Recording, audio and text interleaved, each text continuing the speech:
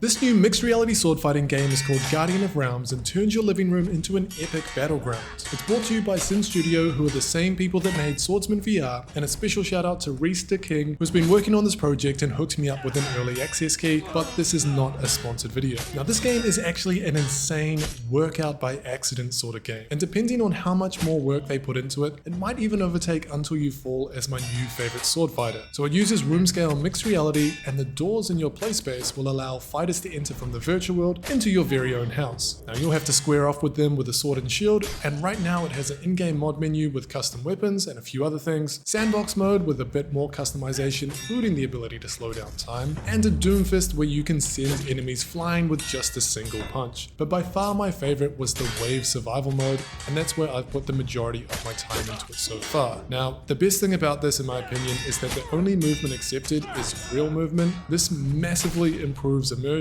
and increases the fitness intensity of the game. Now the room that I'm showing you here is 2.5 by 6 meters and worked fantastically, but in my office where I normally play it's only 2 by 2 and it wasn't quite as enjoyable there. I think if you do have a really small play space then it's definitely to be better in a stationary VR game. So with this one I did a 20-minute test of back-to-back survival mode runs. I burnt 185 calories with a max heart rate of 161 and an average of 132. Now for reference this is pretty similar to what I get with Beat Saber, so mostly zone 2 and 3 and briefly dipping into zone 4. I think this could be optimized further with a bigger play space and perhaps even going outside. Better door placement by me, and of course, more enemies or more advanced mechanics, which I'm sure will be coming in the future. So do I recommend it? Well, right now it kind of depends on your appetite for early access games. Right now it is pretty bare bones, but if you are the kind of person that likes getting in early and even giving feedback on features, bugs and improvements, then yeah, I think it does have the base to be a great game and a talented team behind it. But I can totally understand if you'd rather stick with Blade and Sorcery, Battle Talent, or even Swordsman VR while this one cooks just a little bit longer. It's quite affordable at $12, but I'll leave a 10% code off in the description so it's even cheaper. Thanks for watching and see you next time.